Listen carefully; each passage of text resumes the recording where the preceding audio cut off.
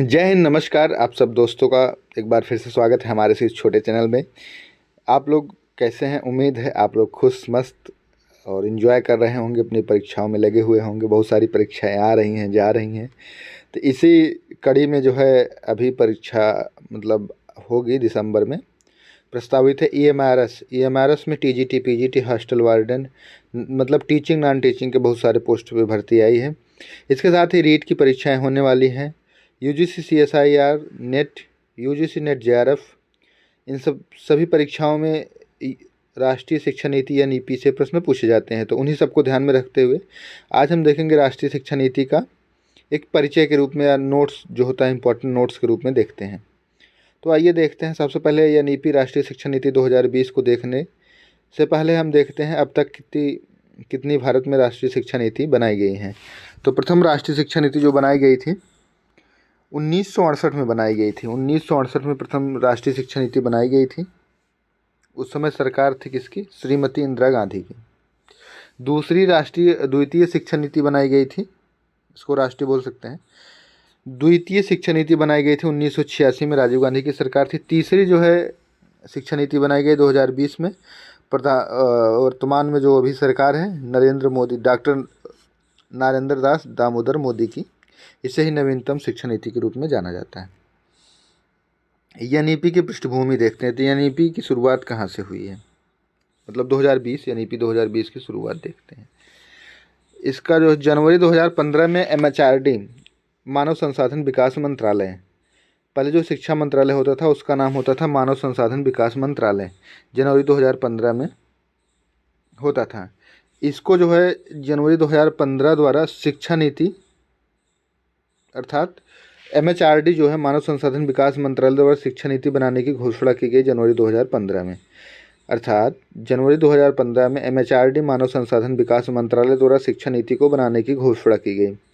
मई 2016 में इसके अध्यक्ष चुने गए TSR सुब्रमण्यम, एक कैबिनेट सचिव थे। मई 2016 में अध्यक्ष चुने गए TSR सुब्रमण्यम, इसके कैबिनेट सचिव थे। जून 2017 में इसका नया अध्यक्ष चुना गया डॉक्टर कृष्ण स्वामी कस्तूरी रंगन। जून 2017 में इसका नया अध्यक्ष चुना गया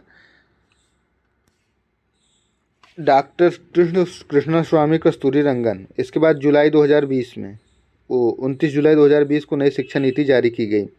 नई शिक्षा नीति जारी जब की गई तो जो एमएचआरडी मानव संसाधन विकास मंत्रालय था उसको समाप्त कर दिया गया, उसका नाम बदल कर दिया गया, नया मंत्रालय बनाया गया शिक्षा मंत्रालय। नया मंत्रालय बनाया गया मिनिस्ट्री ऑफ एजुकेशन, शिक्षा मंत्रालय। और इसको जो है इसकी घोषणा किए थे रमेश पोखरियाल निशंक द्वारा। 29 जुलाई को जो शिक्षा नीति लागू की गई है उसके 4 भाग हैं। तो 4 भाग हम देखते हैं। 4 भाग और 27 अध्याय हैं। चार भाग देखते हैं। तो पहला है स्कूल शिक्षा, दूसरा उच्च शिक्षा, तीसरा केंद्रीय विचारणीय मुद्दे, चौथा है क्रियान्विति। नई शिक्षा नीति की आवश्यकता क्यों पड़ी? जैसे प्रश्न उठता ही है कि जब भारत में से 2 शिक्षा नीति 1968 राजीव गांधी इंदिरा गांधी की सरकार में आ गई थी, तो नई शिक्षा नीति की आवश्यकता क्यों पड़ी? तो आप लोग जानते होंगे भारत में जो है ESDG सतत विकास लक्ष्य 17 निर्धारित किए गए हैं, जिसका एक अपना इम्पोर्टेंस है। ESDG सस्टेनेबल डेवलपमेंट गोल 17 जो है लागू किए गए हैं, जिसमें पहला है गरीबी, दूसरा है भूखमरी, दूसरा है गरीबी और तीसरा है बेरोजगारी, चौथा उसमें एजुकेशन को लिया गया है। तो राष्ट्रीय जो सतत विकास लक्ष्य है उसका जो गोल संख्या 4 है को प्राप्त करने के लिए नई शिक्षा नीति बनाई गई है। इसका मुख्य रूप से अगर देखा जाए तो जो सस्टेनेबल डेवलपमेंट गोल है उसका जो नंबर 4 है उसमें सार्वभौमिक गुणवत्ता शिक्षा की बात की गई है। एनईपी के आधार स्तंभ क्या हैं देखते हैं। एनईपी के आधार स्तंभ है AAEQ। तो पहला एक अर्थ होता है एक्सेस, अर्थात पहुंच, लोगों तक पहुंच हो, जो नई शिक्षा नीति का आधार है। इसका जो आधार है सब तक इसकी पहुंच हो। अफोर्डेबिलिटी, वाहनीयता या किफ़ायती, मतलब सस्ता मान सकते हैं, मतलब जो सभी के लिए लेने योग्य हो, अफोर्डेबिलिटी मतलब किफ़ायती हो। अकाउंटेबिलिटी उत्तरदायित्व या जवाबदेहिता होता है। इक्विटी समानता, क्वालिटी गुणवत्ता। तो जो शिक्षा का नई शिक्षा नीति का आधार है ये है पहुंच, किफ़ायती, उत्तरदायित्व, समानता और गुणवत्तापूर्ण हो। नई शिक्षा नीति के मार्गदर्शक सिद्धांत कौन कौन से हैं देखते हैं। नई शिक्षा नीति के मार्गदर्शक सिद्धांत, तो शिक्षा एक सार्वजनिक सेवा है, शिक्षक शिक्षा की दूरी है, प्रत्येक बालक में विशिष्ट योग्यताएं होती हैं, उनकी पहचान करना और विकास करना। प्रत्येक बालक में विशिष्ट योग्यताएं होती हैं, उनकी पहचान करना और विकास करना। मानवीय एवं संविधान के मूल्यों का विकास करना, जैसे समानता, न्याय।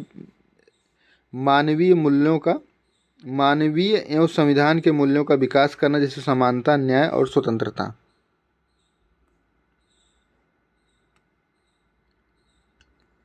स्कूल स्तर पर संकाय या वर्ग को समाप्त किया गया। स्ट्रीम चुनने की जो है हाई स्कूल स्तर पर दिखा रहा है, इसमें स्कूल स्तर पर संकाय या वर्ग को समाप्त किया गया, अर्थात जो आर्ट साइड, साइंस साइड होता था उसको समाप्त किया गया है। अब जो है अगर कोई बच्चा जैसे 12th में है, 12th में लड़का है उसको हिस्ट्री पढ़ना है। 12th में अगर कोई लड़का है, अगर उसको हिस्ट्री पढ़ना है और फिजिक्स पढ़ना है तो वो लड़का पढ़ सकता है, या उसको सोशियोलॉजी पढ़ना है और अकाउंटिंग पढ़ना है तो वो पढ़ सकता है अब। और ज्योग्राफी पढ़ना है, मान लो उसको एग्रीकल्चर एक सब्जेक्ट पढ़ना है तो वो पढ़ सकता है। पहले ऐसा नहीं था। पहले अगर आपने फिजिक्स ले लिया है तो फिजिक्स लेने के बाद आपको बायो या मैथ ही लेना पड़ेगा, मतलब साइंस के सब्जेक्ट लेने पड़ेंगे। हिस्ट्री ले लिया है तो उसके साथ ज्योग्राफी और पॉलिटिकल और यही सब, सोशियोलॉजी, एंथ्रोपोलॉजी, यही सब लेना पड़ता है। लेकिन अब जो है छूट रहेगी इसकी, वर्ग और संकाय को समाप्त कर दिया गया है। अर्थात अब कोई भी बच्चा फिजिक्स, अकाउंटिंग, एग्रीकल्चर तीनों सब्जेक्ट साथ साथ पढ़ सकता है। तो सीखने और सिखाने की प्रक्रिया का CCC अभिन्न अंग हो। रचनात्मक आकलन पर बल दिया गया है। तो ये समझ में आ गया, स्कूली स्तर पर संकाय को समाप्त करना, सीखने सिखाने की प्रक्रिया का CCC अभिन्न अंग हो। अर्थात अभी इसको आगे हम बताएंगे क्या होता है ये। अर्थात सीखने को कैसे सीखा जाए, सीखने के लिए कैसे सीखा जाए, इसके बारे में बात की गई है। वो अभिन्न अंग हो। सीखने सिखाने की प्रक्रिया, रचनात्मक आकलन पर बल दिया जाए, क्रिएटिव असेसमेंट पे बल दिया जाए, ना कि समेटिव।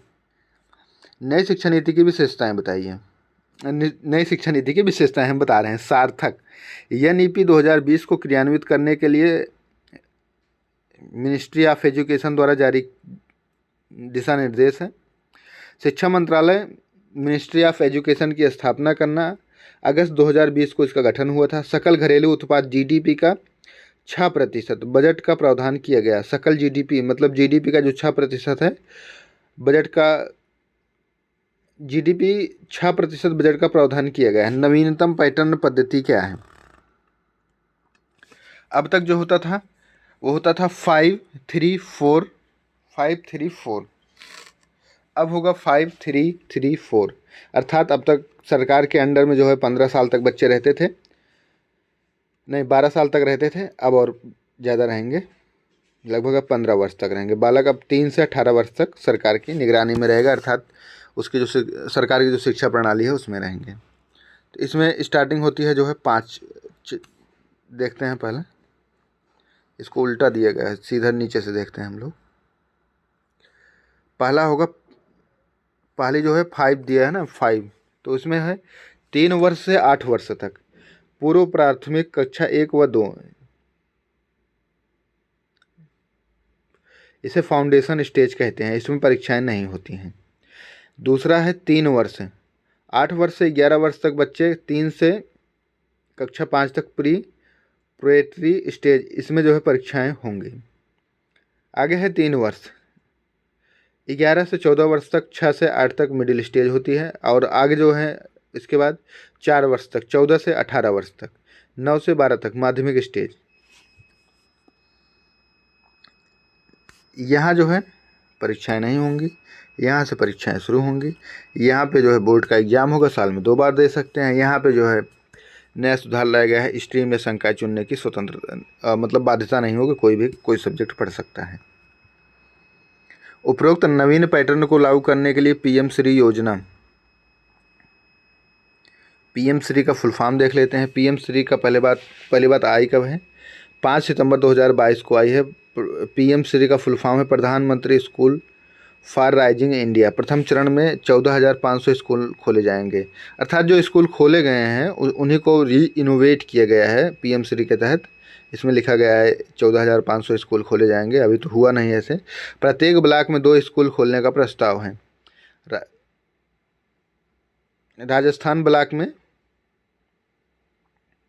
राजस्थान में जो ब्लॉक है 538, उसका दोगुना 716 हो जाएगा। तो अर्थात राजस्थान का एग्जाम्पल दिया गया है इसमें।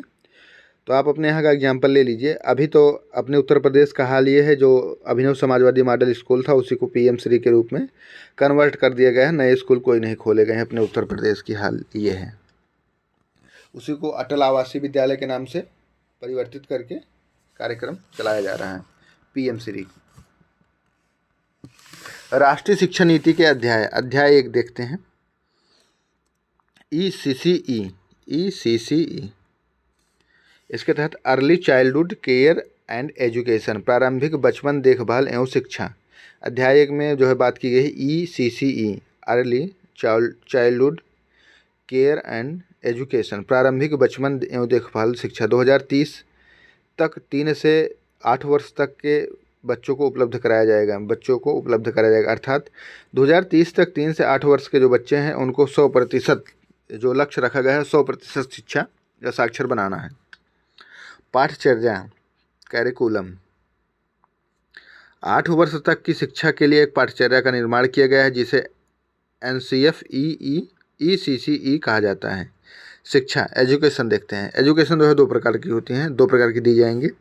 उसका स्टेज क्या होगा ये हम देखते हैं। तो अनौपचारिक इनफॉर्मल एजुकेशन, अनौपचारिक जिसे इनफॉर्मल एजुकेशन कहते हैं 3 से 6, जिसे आंगनबाड़ी या बाल वाटिका कहते हैं अभी जो जिसमें परीक्षाएं नहीं होंगी।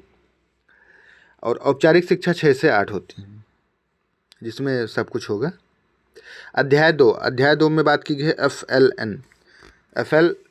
FLN इसकी जो है अब से अलग ट्रेनिंग कराई जाती है। जो 1 से 5 के टीचर होते हैं उनकी जो है FLN की अलग से ट्रेनिंग होती है।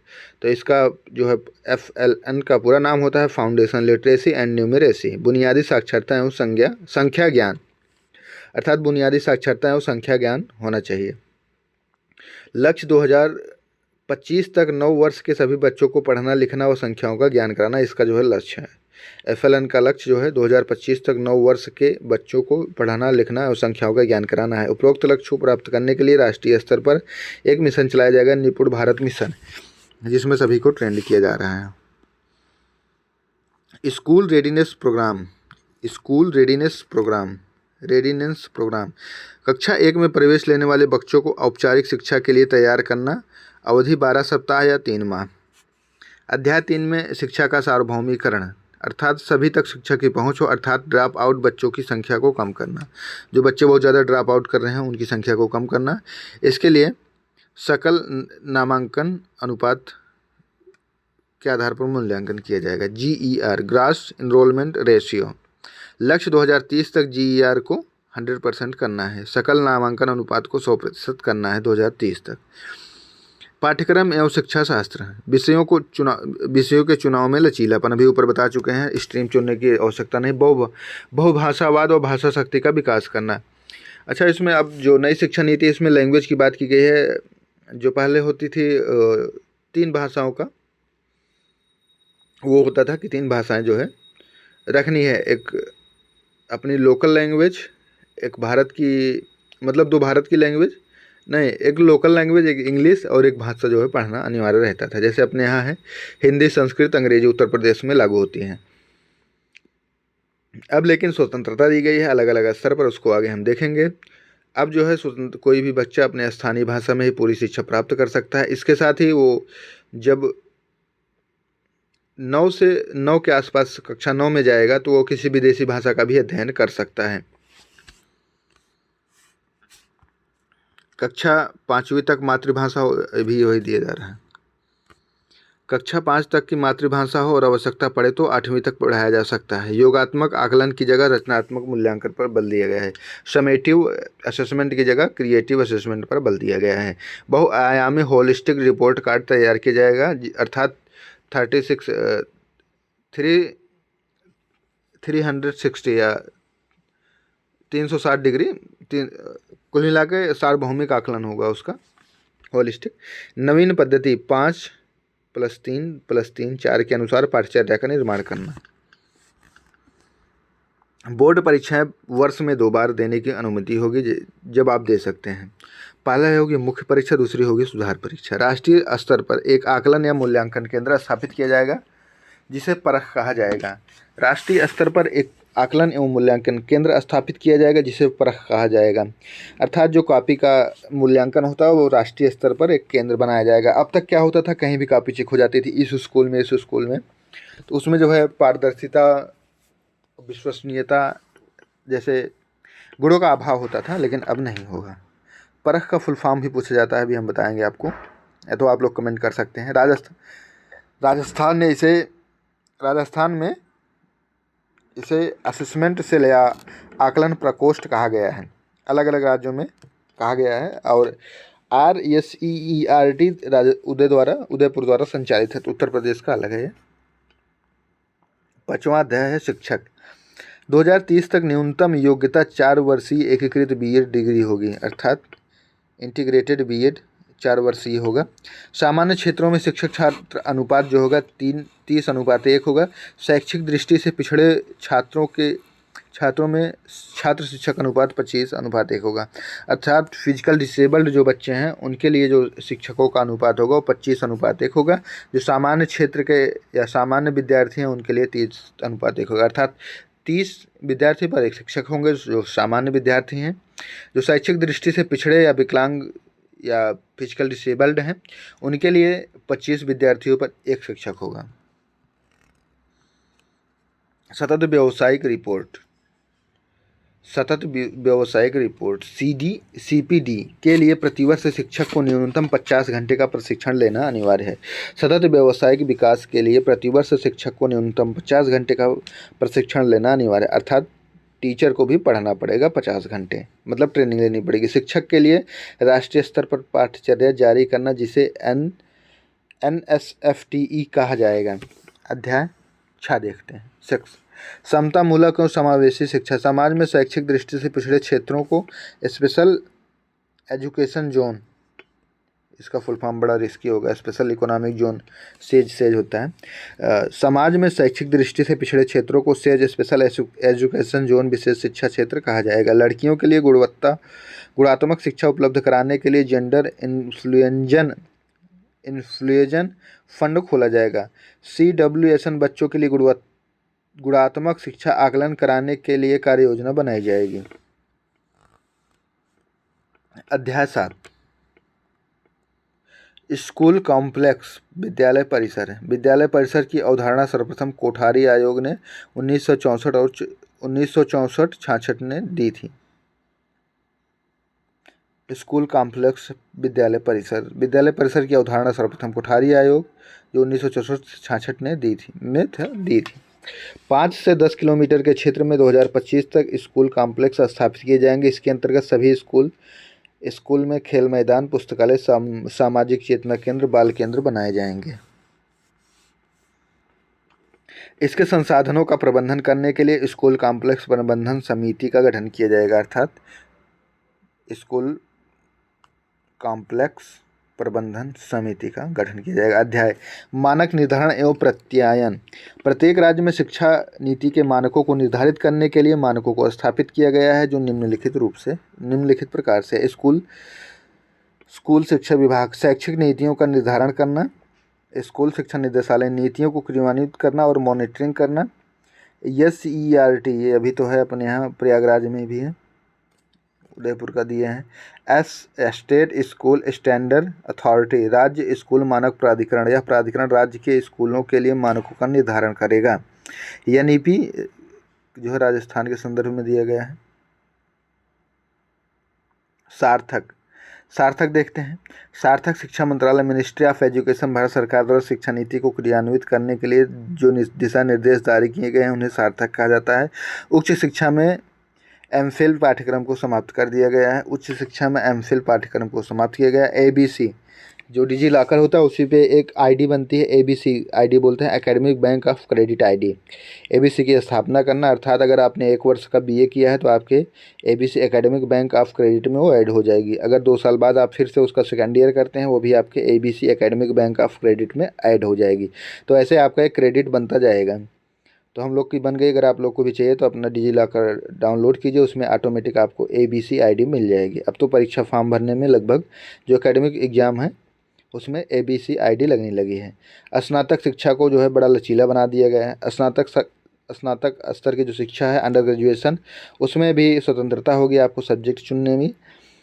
इसके साथ ही इसमें सेमेस्टर एग्ज़ाम लगा दिए गए हैं। जब से नई शिक्षा नीति लागू की गई तब से अब से परीक्षाएं सेमेस्टर वाइज होंगी।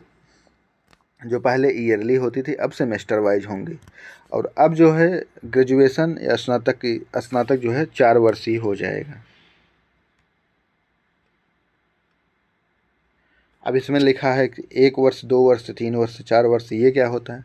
तो जो 1 वर्ष की स्नातक की शिक्षा लेगा उसको प्रमाण पत्र दिया जाएगा कि आपने 1 वर्ष का ग्रेजुएशन किया है। तो जो 2 वर्ष करेगा उसको डिप्लोमा दिया जाएगा।